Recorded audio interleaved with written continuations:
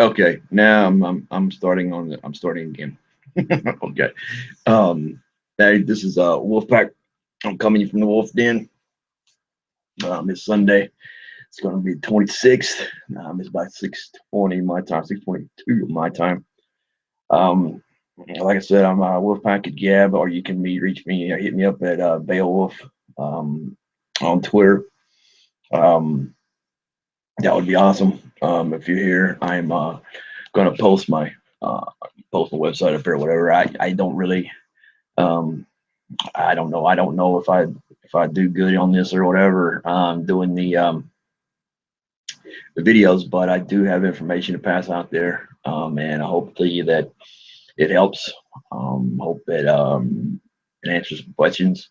All right, just give you my views on the subject, um, um, which of course um, I got opinions like everybody else. So like I actually tend to use them or say them. But anyway, everybody knows me or has seen some of my videos. That's just pretty much what I'm about. Um, what I wanted to do today was I wanted to go into self protection. Now, let's get this off our chest first of all. I can hear a lot of guys, especially in Gap, who the hell are you? Why the hell are you gonna tell me that I don't already know? Or you know, who the hell are you? How are you qualified? How are all the whole mo? But I hope this suffices. I did 9 years in the military. Did a tour in Afghanistan. Trained to go to Iraq. Got switched around there for a bunch of times, but did some survival training in the Marine Corps and also in the Army. Um, my MOS was security forces, which is 8511 for Marine Corps. And then I was in 0131, which is, I mean, yeah, 0300, 0311, I'm sorry. Yeah, damn, I can't even think. 0311, which is infantry. And then I was 11 bang bang in the Army. Um, I've had to train and survive in different environments when I was deployed. And I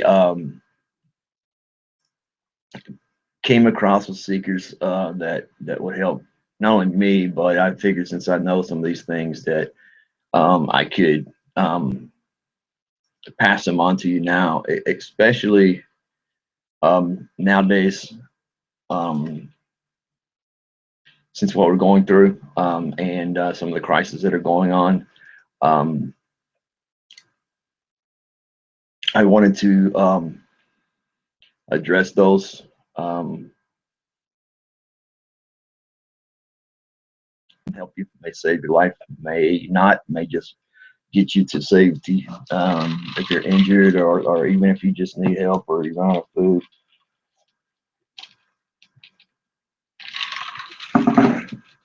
Basic survival skills that you can last, hopefully until, uh, hopefully until you can get help or help can get to you.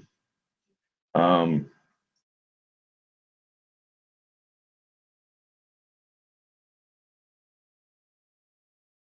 what I The first things that I want to go up on with self protection is number one is that Karen asked me the question, and it was, how does she know when to actually bug out and go get her mom, and go to a safer area, what actually triggers that decision.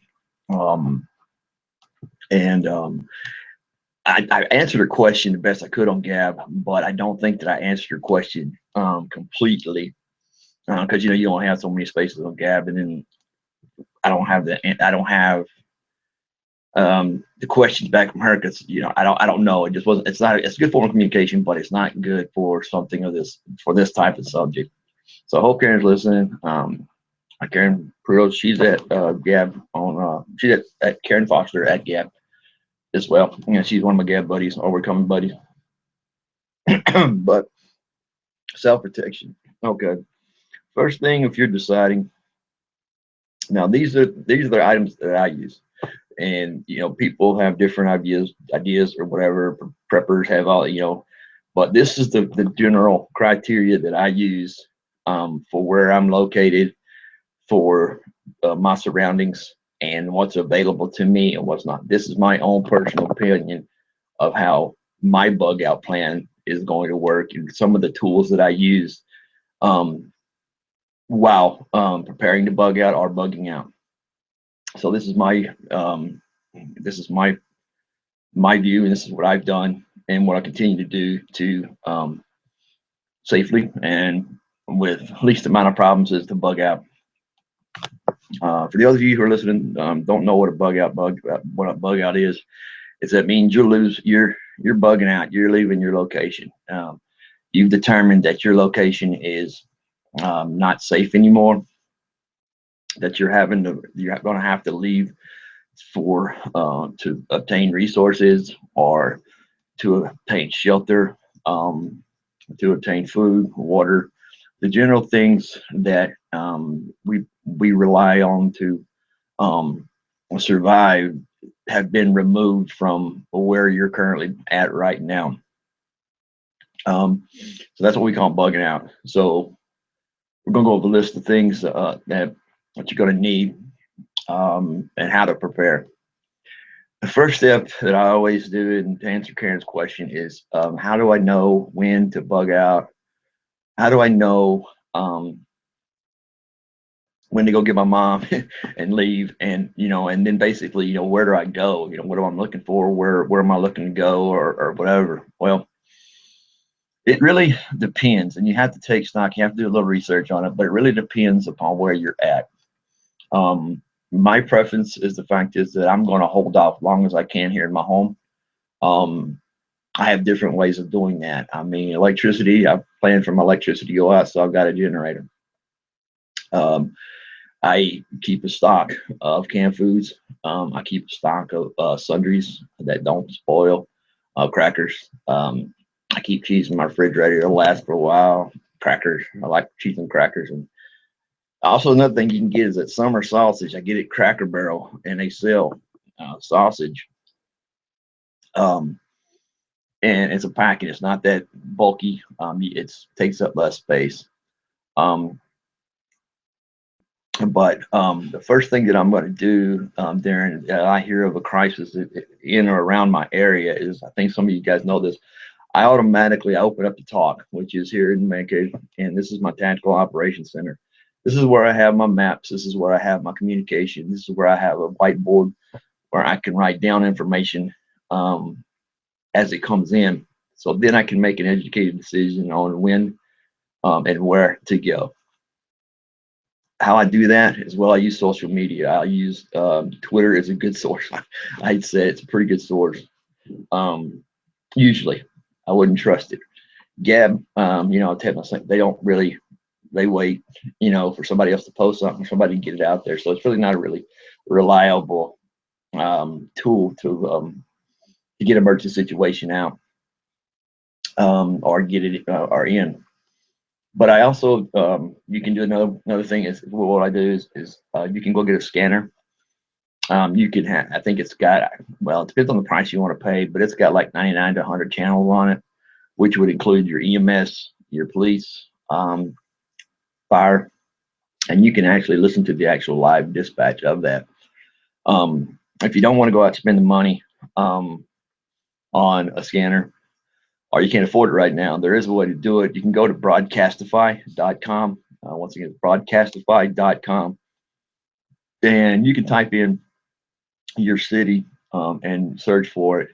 And you can get communications from the same services in your area or around your area. And this is a good way. I normally get Broadcastify up.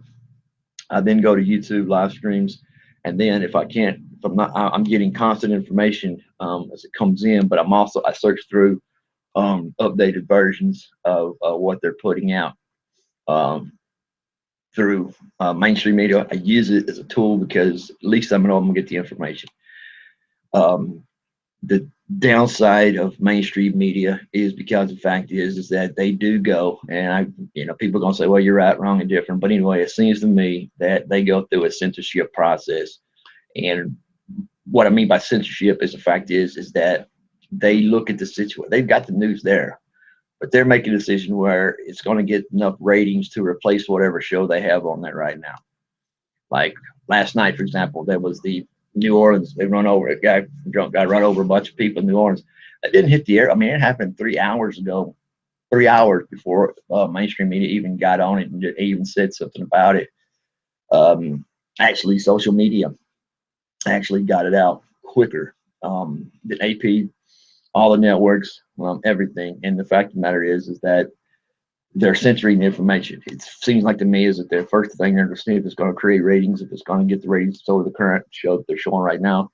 Number two is that basically what is the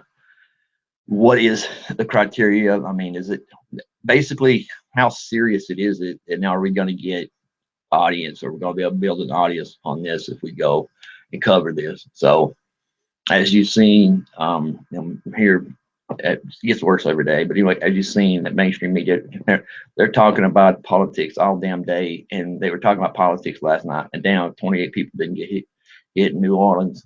And if it wasn't for social media, that probably never would have got out. I mean, the police department, New Orleans police, they don't even call a freaking Main Street meeting anymore, because Main Street meeting, no paying. So what they did, they put out a tweet to let everybody know and alert the public.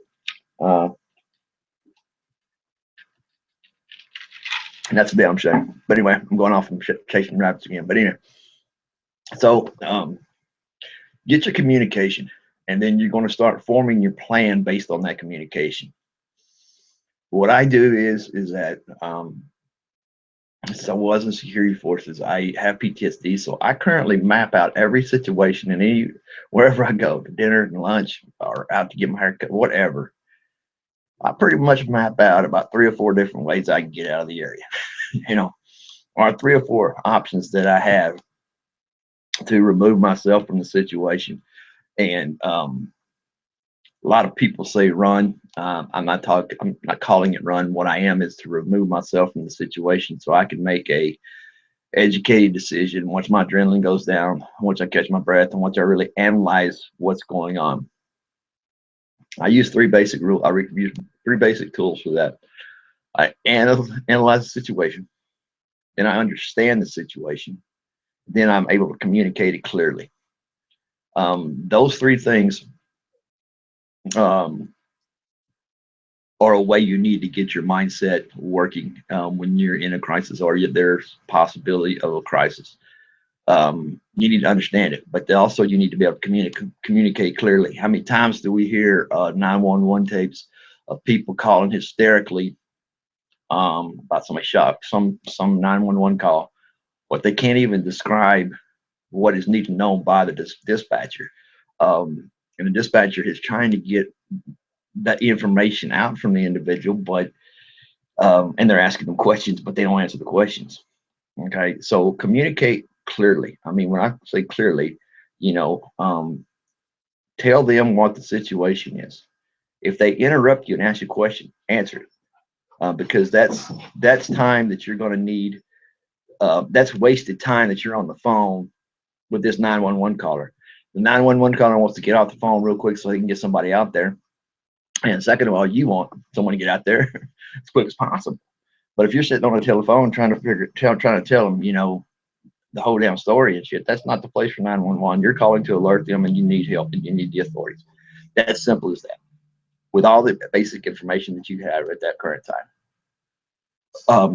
So like I said, I don't call it running. I just say get to the position to where you can make an educated decision. My reaction is different than others. I don't run from a crisis. As far as the actual event, I run toward the gunfire. I run, well, not toward the gunfire, but after it's settled down and I can actually go through those 3 steps, and I can communicate clearly.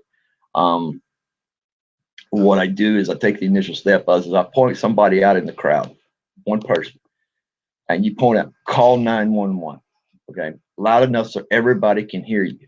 Okay, but what you're doing is you're identifying this individual and you're basically telling them you're responsible for calling 911. This is how you can help. Okay, if you want to help, call 911. Now, that may or now what you don't know in that situation is you don't know how fast 911 calls will be answered or whatever. So you just tell them, keep trying until you get 911. That covers that area. Okay, so but for me, it's that once the situation is I deem is not dangerous or is too much danger, then I will run toward the crisis. I will run toward individuals who need help. I will run to remove individuals out of the way of danger if at all possible. I will start a little triage for myself. I think I've touched on this before in other videos. The best thing you can do at that time is the tourniquet. Gentlemen, a belt. Ladies, purse strap. You know, to lose the purse strap. Whatever you can get to tie off on a limb. It's 2 inches above the wound, and you tie that off. Tourniquet. You can look that up. But anyway, in that situation, you've got to determine, okay, I need to get the hell out of Dodge. Okay. Do not, okay, for the sake of the media or whatever, do not linger around and get in a group and start talk about it or whatever. If you're live streaming, you need to understand that you are part of the crisis now. You're broadcasting it. You are part of the crisis and the process now, because the fact is you're disseminating information to others that need that information. So speak clearly. Just tell us what you see, you know, and show the camera. God, this is one, and don't do this. One Dabu 7, man. I like the guy. He's always on live, but he always just films the freaking ground. Stop, look, pan the area and see. Let people see what the situation's like. There may be a landmark or there may be something he covers that, you know, you can say, I got a friend there or something like that.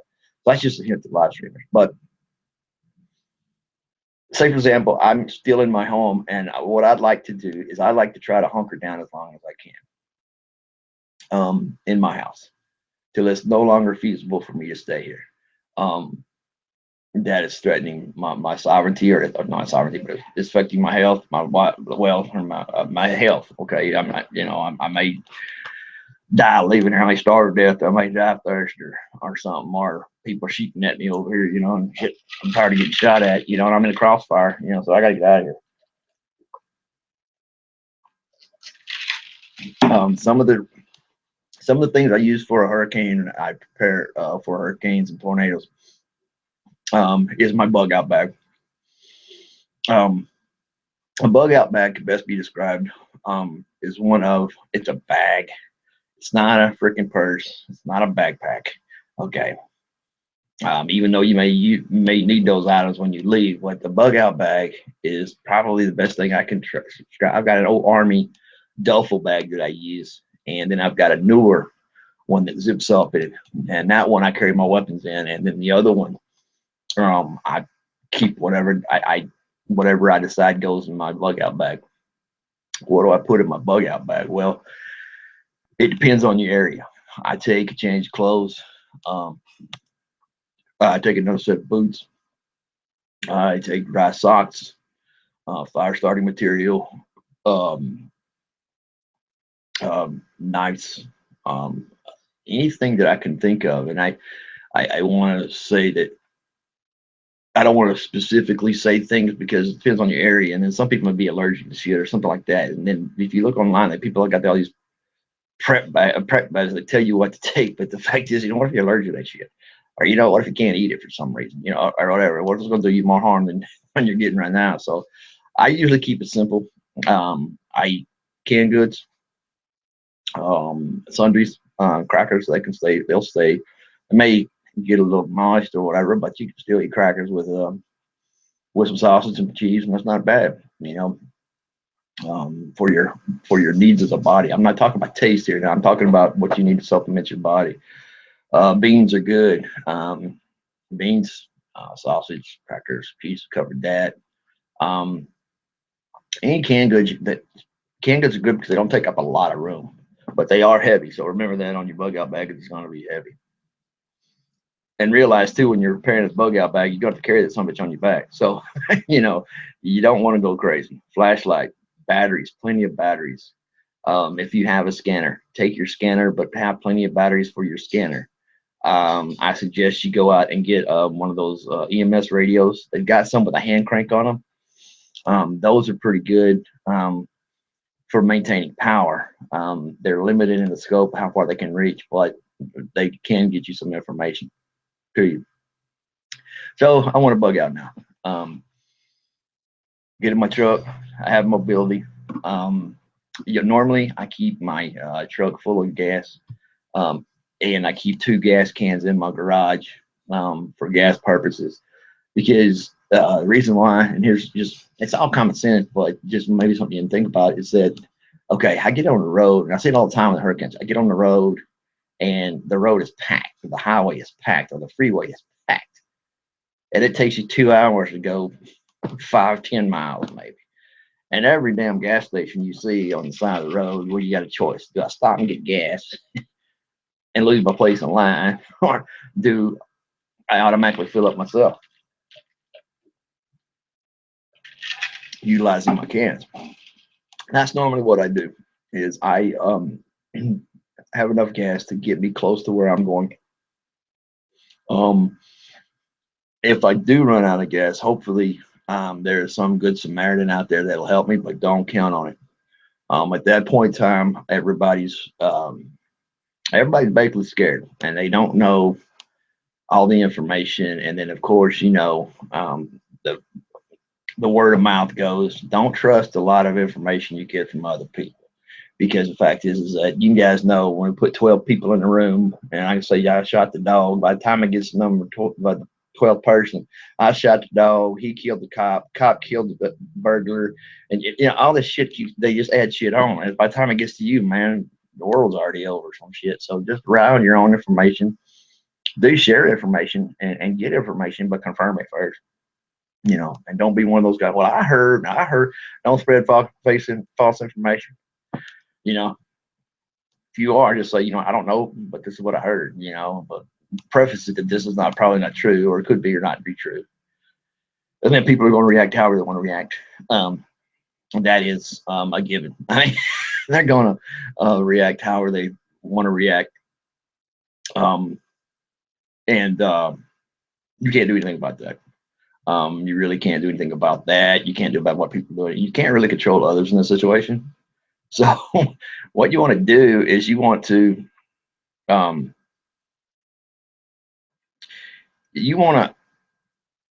of keep to yourself, because the fact is that you have, or should have, okay, determined by now that everyone's best interest. Everybody is not looking out for your best interest this time.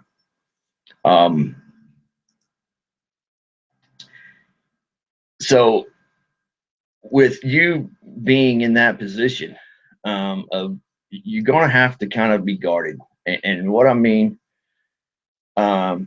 is kind of look out for your own people, your own family, your own, your own, I guess, your own kind, or whoever's with you. I would be leery of strangers. I would be leery of people that I don't know, because sooner or later people are going to make determinations, who I'm loyal to and who I'm not to. So just be careful, and who you and who you actually choose to hang out with, I guess I should say. Okay, I touched on that too much, whatever. Anyway, don't trust no damn body. Anyway, so you've decided you need to leave. You got your bug out bag packed with the stuff that you need, that you need to survive. Cold weather gear. Okay, dress for the weather. Okay, I mean, When I say cold weather gear, people don't understand that if you're depending on, I mean, pretty much in any climate, if it's raining, and it's depending on season, but if it's raining and it's in, you know, if it's in fall and it's in wintertime, it's gonna get cold and you need to stay warm. So you're gonna have to take a change of clothes, fresh socks, some kind of jacket or something to get you warm. Plus, you need to have fire, which there's all kind of fire starters you can get on the internet to look and see which one you would suit you. I use one of those old torches that they use to start welders use. I use that because it's waterproof basically, so it doesn't really get um, it doesn't really get out of, you know, it doesn't really get mangled or whatever. So I use that along with some other stuff that I use, but that other stuff I use takes a little bit longer. And if worst case is worse, you know, you got your gas cans, you can always pour a little gas on there and, you know, and then start your fire. Like I said, protection is, or our self survival is probably one of your best tools is utilizing what you have or what the community has available out there right now. Because the fact is that you're gonna have to squander stuff. Um, and you know, I my damn. Hold on, let me turn my shit. So I don't know how y'all do it, but anyway, um, so utilize what is available in your area. What is what you can utilize, and it may be something that you're going to do in the future. Let's say, for example, you know, hey, I might can use that. I may could use it. And you know, hey, um, use it. You know, it come to find out you may use it, or you may be able to trade for something that you need right at that time. So everything that you can find is valuable and may not be valuable to you, um, but it's valuable to uh, yeah, it may not be valuable to you, and you may be able to trade for it, or you may be able to trade for something that you need. Um, so keep that in mind. Utilize whatever's around your area. Don't get yourself bogged down with too much shit. If you're pretty much in the same area, you can take shit, you can bury it, so you don't have to tote it. You can bury it, you can hide it. Um, you can put it up in a tree. Different shit, you know, that you can do to guard your valuables because you're gonna want to be out on the run. I mean, you're going to be out gathering, scavenging, and you don't want nobody sneaking in behind and stealing your stuff. Okay, let's go. I'm kind of, uh, I'm kind of rambling here. Okay, I'm thinking so many things ahead of myself. So anyway, you're bugged out. You picked a location to where you're going to head. How did you do that? Well, you analyzed your area before you left. Depending on the communication that you received in here, you determine what's safe, what's not, what routes I can take. Is there any alternate routes that I can take? Is there any routes that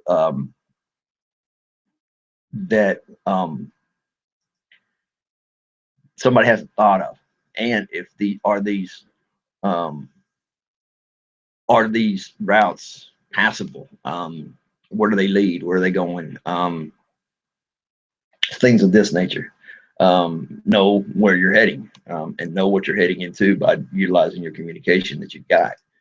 You may get halfway there and something bad has happened there, and you're like, well, we got to turn around and go away, you know, so we got to change it.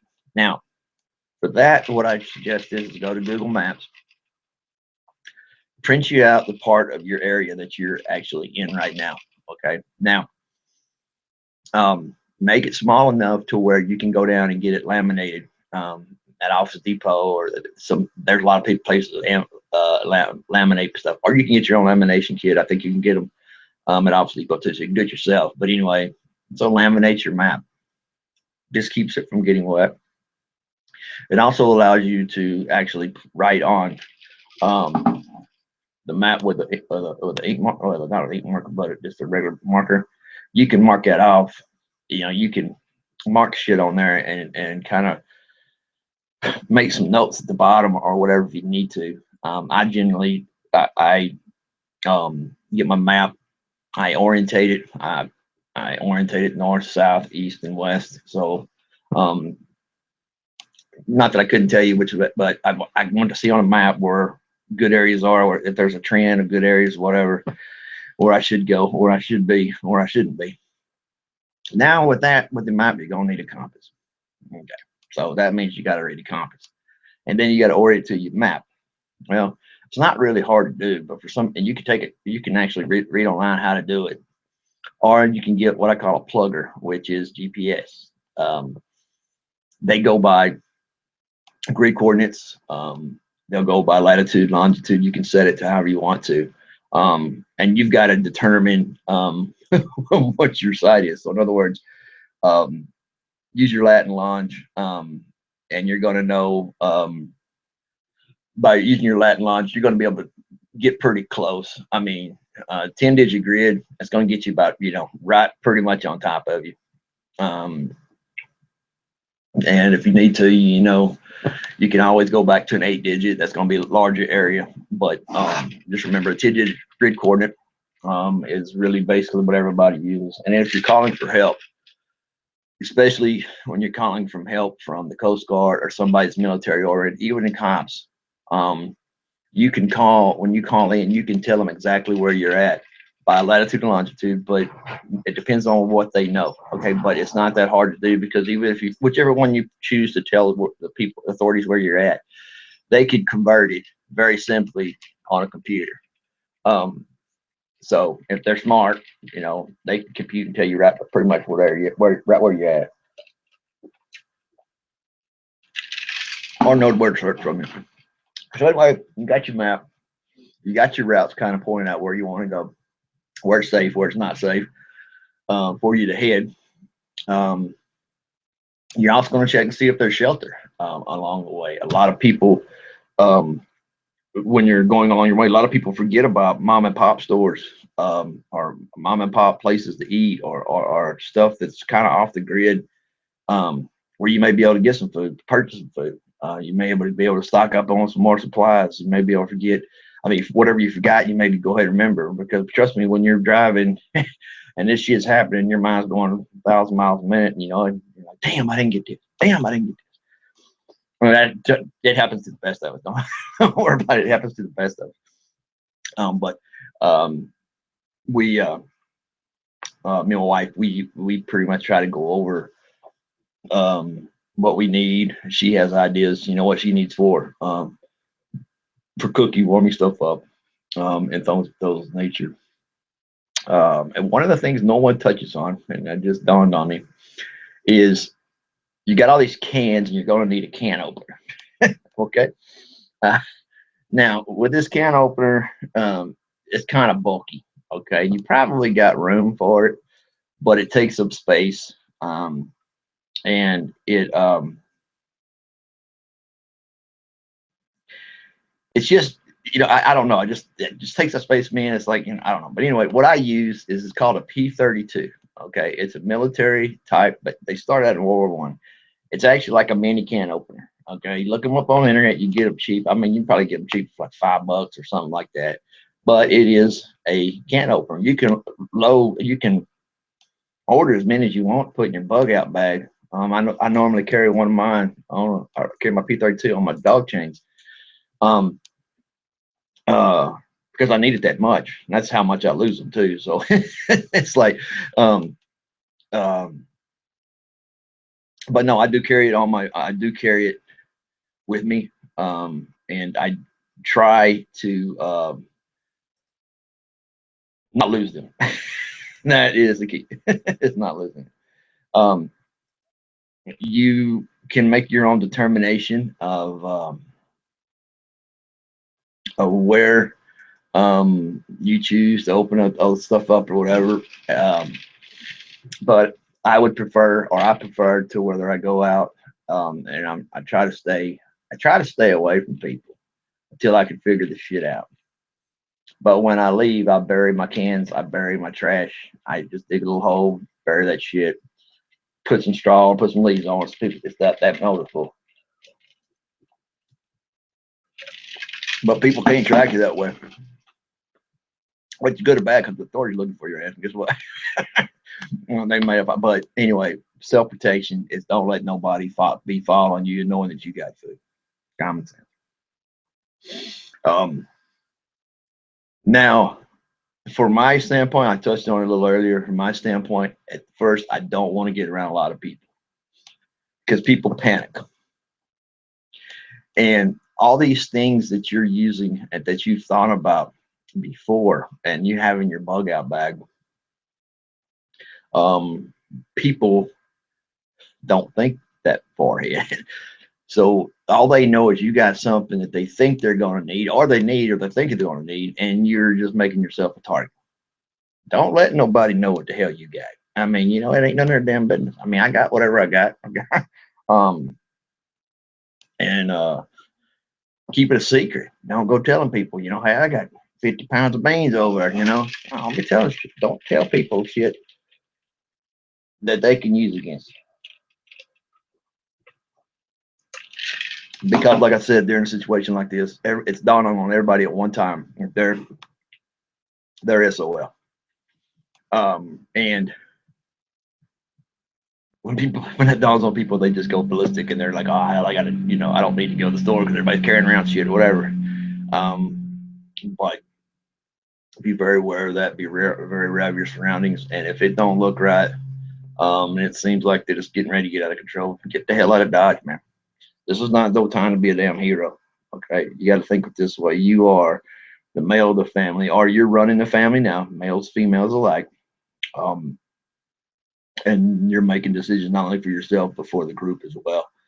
So get that mindset that you have to make decisions based upon your surroundings and the communication that you're getting. Now, if you're serving with somebody who's actually thinking they're in charge or want to be in charge and they are in charge, it's your duty to continue to do the same thing. Get combo up and discuss. Hey, this is what's happening. This is what's happening. This is what happens. Pretty soon, if you got your shit together, then you're going to become the leader of that group or your family. Um, but just be aware of your potentials around you or whatever. So now we get into the fact is that okay, you can't, like I said, I'd avoid towns for first 3 or 4 days until I figured out what the hell's going on in town.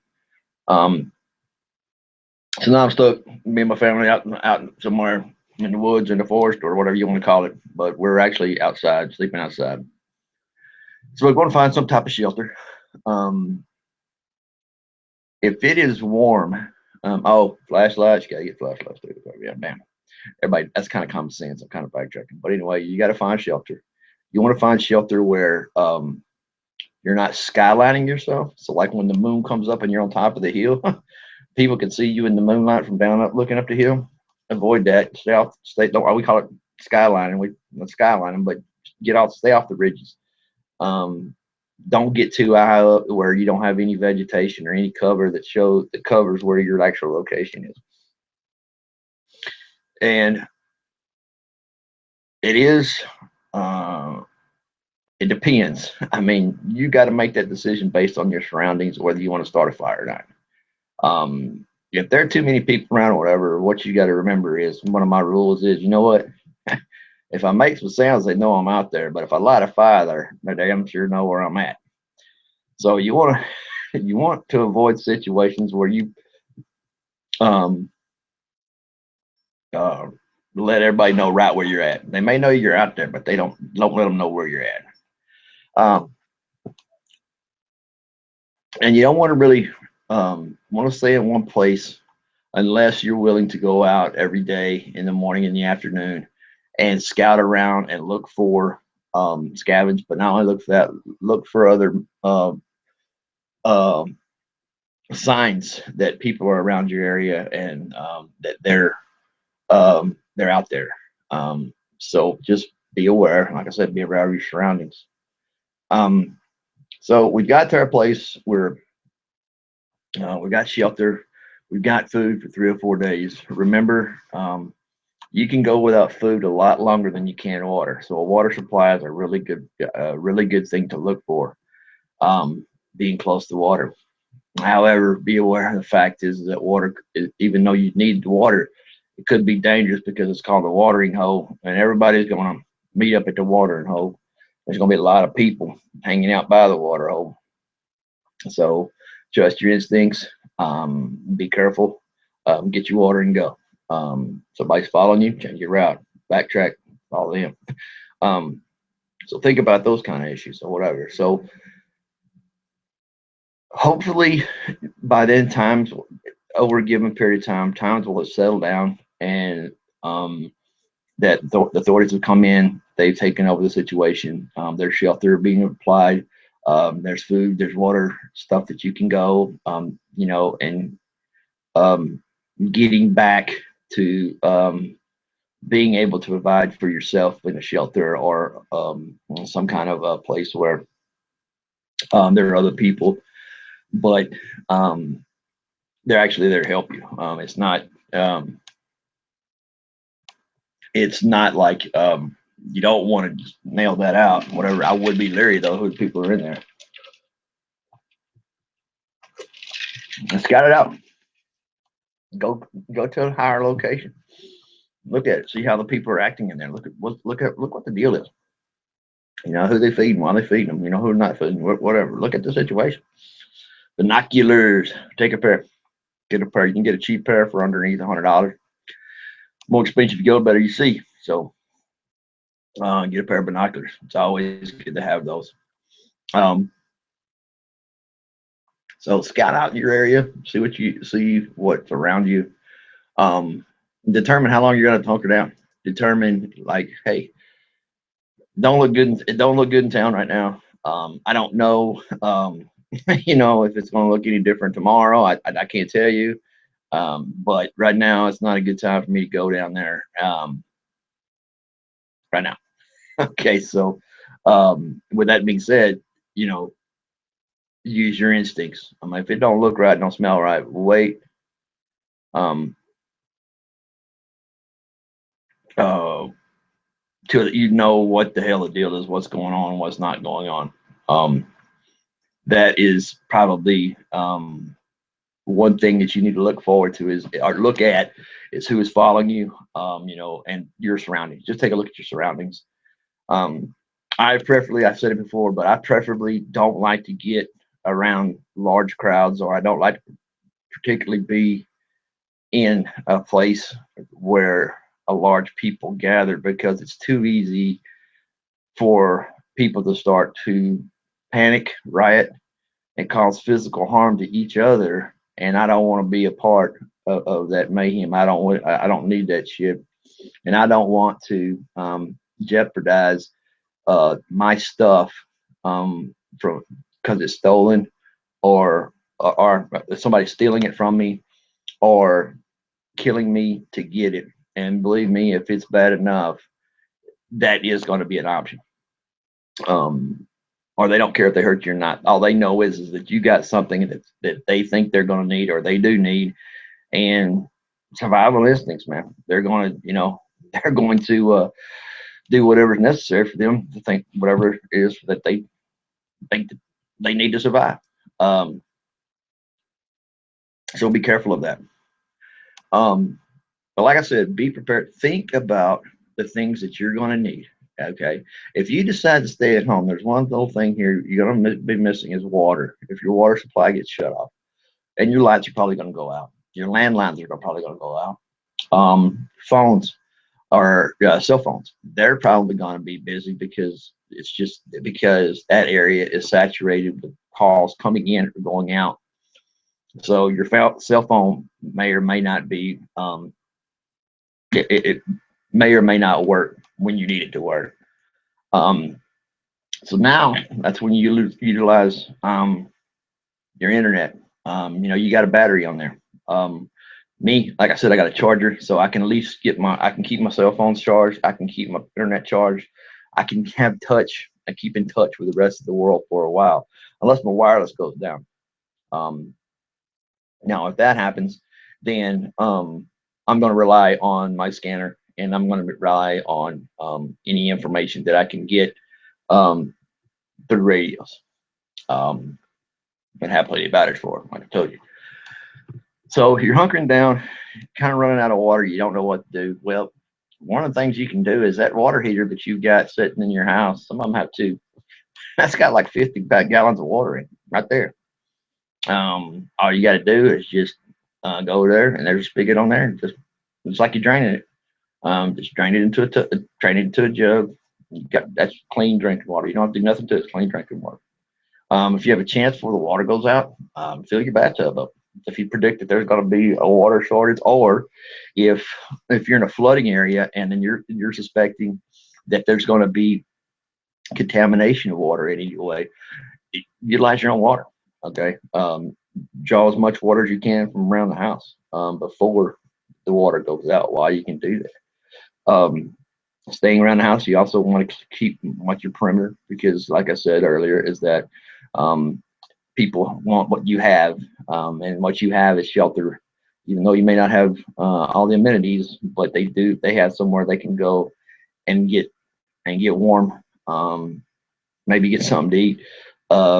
So you're a target, basically. So you have to act as though that because they want to get in. You've got something that they don't want, that they want, or they think they want, and they're going to utilize any means necessary to get it. So that's especially true if you got a house and you're hunkering down in your house. Do not advertise that you're there. Do not share with a lot of people that you're still in the house or whatever.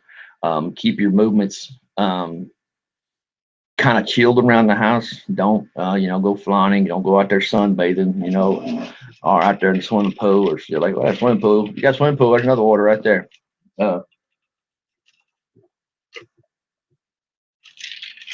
Just be careful, people, what they're going to see and where they know where you live. Don't let nobody know where you live. Now, the last subject I want to touch on real quick. I'm trying to keep my video short. But the last subject I want to talk on is self-defense. You have a right to defend your property, and you have a right to self-defense. Now, in these kind of situations, you're going to be forced to make some decisions based on the welfare of you and your family. Now, these situations are going to be expanded because the fact is that it's going to be kind of lawless, because the fact is that cops are not going to be able to react to everything. They are not going to be able to get to every place, and crimes can happen.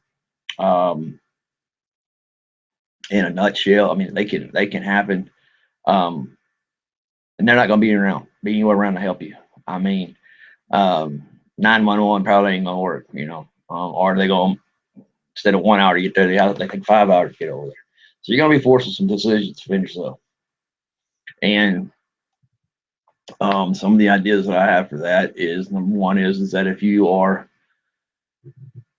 to protect your home, I suggest that you look into purchasing some type of weapon for your home. But now, with that being said, a weapon is only as good as somebody if they know how to use it. So if you buy a weapon, I suggest you take classes, even if you're macho alpha male, and you bought a weapon. Each weapon have different characteristics that you're gonna need to get used to before it's showtime. So you need to be proficient. I'm not just saying you know how to shoot it. You need to get proficient with it. Not aim is important, okay, but it don't do no damn bit of good if you can aim it, but you can't figure out how to cock it, or you can't figure out how to get it off safety.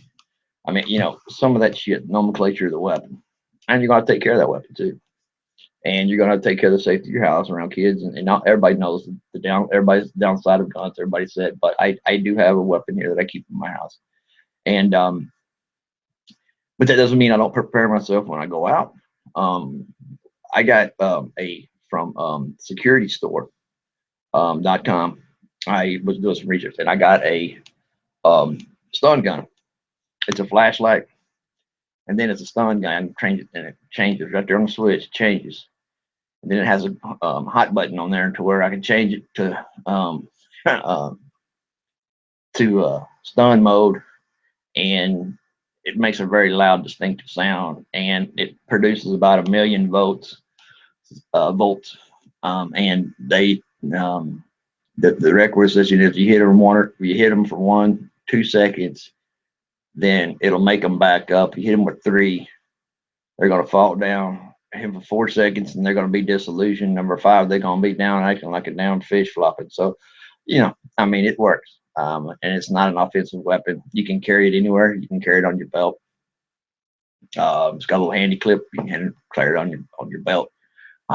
It's good for women because it's only about 6 inches long. So, but it's very sturdy. So you could actually use it as a club, or you could actually use it. The light on it is military grade. And if you just shine that sucker in somebody's eyes, they can't see shit. I mean, I'm serious. It pretty much damn sure blinds you. And that might be the moments that you need to get away or get closer to shotgun zombies. One of the two. But anyway, it gives you a choice, or it gives you a little time to utilize your fight or flight skills. Whenever choosing a weapon, so that's what I use for self-defense when I go out. My wife has one. We use one, and it's not to cause. I'm not there to cause death or seriously bodily harm to anybody. What I am doing is I'm protecting myself, and it's totally legal. There's nothing illegal about it.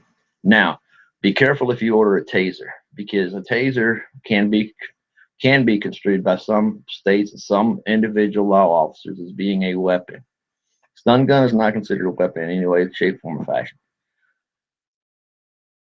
But a taser, on the other hand, the reason why it could be considered a weapon in a cop's eyes or in a court of law is because it propels projectiles, like three little projectiles come out, and then they stick in you like a needle, and then they shock the shit out of you. Well, they're projectiles. So technically they're not a weapon, but you could actually be brought in for it until they figured out what the hell to call it. Chances are you'd be released the next day, but you're gonna spend the night in jail until they figure that shit out. If you go for the judge, it's her decision or his decision, and I don't trust the court system whatsoever. So I'd rather be safe than sorry. So I get a stun gun, and I don't have to worry about going pulling out projectiles and all that shit and everything. So I just take the shit out of them and remove myself from the situation with the least amount of the force that I can.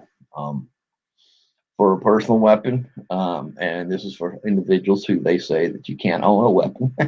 20 years ago, I had a little problem with the popo, and I got hit with a felony. I was young and dumb, but anyway, that carries for the rest of your life. I got my voting rights back, but it's very difficult to get your gun rights back. So I made do with what I had, and I'm very glad that I did my research on this, because I've got an 1851 Navy Colt revolver, which is black powder, and it's not considered a weapon. Actually, I can carry this weapon. All right, it's not a weapon. I can carry this antique on me. I don't need a concealed weapon permit. I don't need to have it registered. I don't need. No, that's just not. However, I have seen clips of cops who don't know the law, because anything that was created below 1890 is considered an antique. Now, your next question is, well, damn, it's old. Is it even going to shoot or whatever? Well, what you do is is they make replicas, actual working replicas. Now, how do you get away with that? Well, because it's a replica of a weapon that was produced before 1890. Okay, funny how the law works, right? But no, it's perfectly legal for you to have. You can add black powder. One of the things that people are going to say, well, damn, it takes me to load. I don't want to load all that shit, whatever. No, there's very simple ways to load. You can make paper cartridges. to fit in this weapon. You can, while you're watching TV, you can make them up. You'll have like 50 or 60, within an hour. So you can make them up. I don't make that.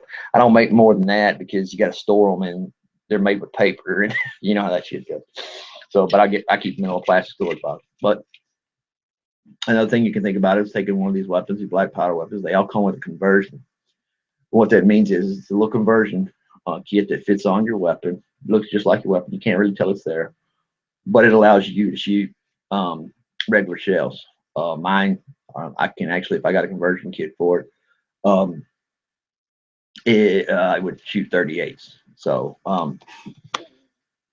with the weapon without the conversion, it's a 50 cal. So I could damn shoot do some damage with that. Look it up, research it. Black powder is a way to go. Keep your ass out of trouble with all the gun laws, because you guys know what I do. Gun laws, they pretty much range from state to state, county to county, parish to parish, whatever hell you live in or whatever, or town to town. I mean, it's how they read it or whatever. This way gives you an out. You actually have the law on your side, and it won't get in those he said, she said bullshits with an officer. So, like I said, here's my black powder. And they do have long guns. I'm looking at getting me it's a 50 caliber long rifle. It's black powder. However, the fact it is a muzzle loader. But with practice, you can actually shoot as fast as a semi-automatic. Well, not as fast, but you damn sure get close. Or close enough. So that's what I use for self-defense and defense of my property. I'm not a big hunter. I don't really hunt anymore. After I got back from Afghanistan, I don't really hunt that much. Not that I'm against it. I just, I'm just getting tired of killing shit. So, but I do have those weapons for self-protection. I also have, believe it or not, I believe I got a slingshot. I like to collect knives, so I've got knives. And then I utilized my head and said, you know what else can I do? To help protect my house off. It's like an early warning system if somebody's on my property. Well, I got me 4 German Shepherds and shit. If you can come on my property and you see them 4 German Shepherds and you get through them, you know what? And you can have all my shit. I don't care. You're one badass wrong bitch. But like I said, those are some ideas that I have. Please take the time and think about your surroundings. Think about what happens in a crisis, and then compare it to what different type of crisis, because every bag that you are, or everything that you're going to need for your bug out bag may depend upon the weather, if it's winter or if it's summer, fall, it's spring. So different things can outline what you put in your bug out bag. That's why I really have a problem with people who make these bug out bags, and they cost so damn much money, but it's no sense of buying a bug out bag if it's not going to work in your environment. If it's not going to work where you're at, So you're gonna have to use a little common sense and think about where you're going, where you're heading, what you're gonna need, and how to make yourself as comfortable as possible. One of the things that I learned, and I'll stress this to you, one of the things I learned when I was in Afghanistan, and I promised myself, is I will never be cold again. Because, and also the thing goes with heat, you never want to be hot again. Well, when you get either too hot or too cold, you can suffer from dehydration both ways. Believe it or not, you can get dehydration just as fast as you can in a cold weather situation you can in warm weather situation. So you got to drink your water. Drink water. Carry your water with you. Set times during the day where you drink water. Monitor how much you drink a day. But most of all, stay warm, stay dry. Because if it rains on you all day and you pick a place to camp or you're having some shelter, if it's not out of the wind or if it's in the elements, like under a tree or something, you're going to get cold. You're going to get cold. So Camo, get your Camo up. You can also help us out on Gab. Gab's not known as a place where you can go for updated information to help people out. Use a combo, spread the word. If you hear something, whatever, confirm it, and report the situation as you see what you researched on it. Confirm it.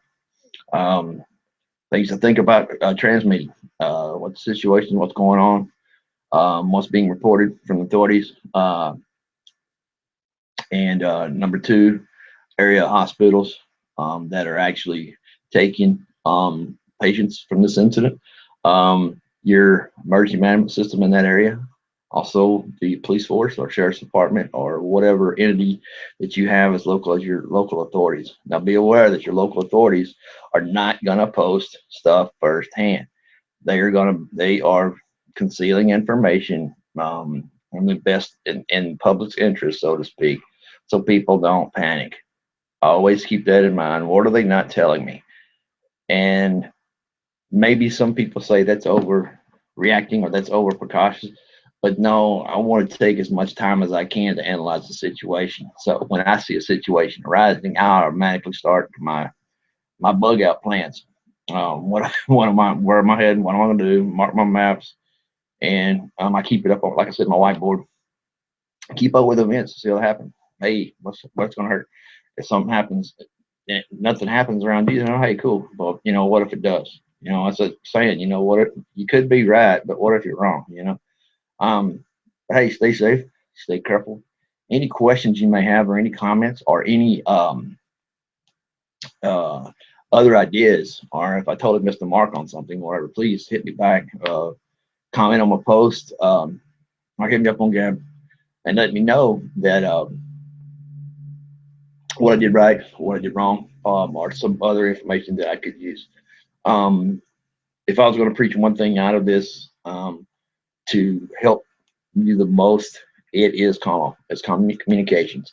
And with that, if you have communications, you have steady stream of communications, you are going to be able to make the right choices and the right decisions based on the situation. It's going to I wouldn't say benefit, but it's going to allow you and your family to wither, that's the word I'm looking for, wither this conflict or this current crisis, because you'll actually be giving yourself time to think, and you'll also be giving yourself time to analyze your plan and how you need to tweak it. Okay, because in a crisis, just remember, like you said, it's like a CIA operation. Something's going to go wrong. Okay, all your plans laid together, something's going to go wrong. Okay, so you got to be prepared for that. Be prepared for things that go wrong. Okay, be adaptable to what's going on around you. So with that being said, like I said, commo is what I preach. It's the first step, and it's always the first step to everything. I'll be around. I will stay on Gab for here a little bit. Hey man, Walking Dead's coming up. Get some survival tips there too. So anyway, I will end this thing. I am going to go ahead and get ready for my Walking Dead, and enjoy the rest of my evening with my wife. However, the fact is, I do want y'all to be safe. I look forward to seeing you on Gab. I look forward to you guys getting commo out there, because people out there need to know it.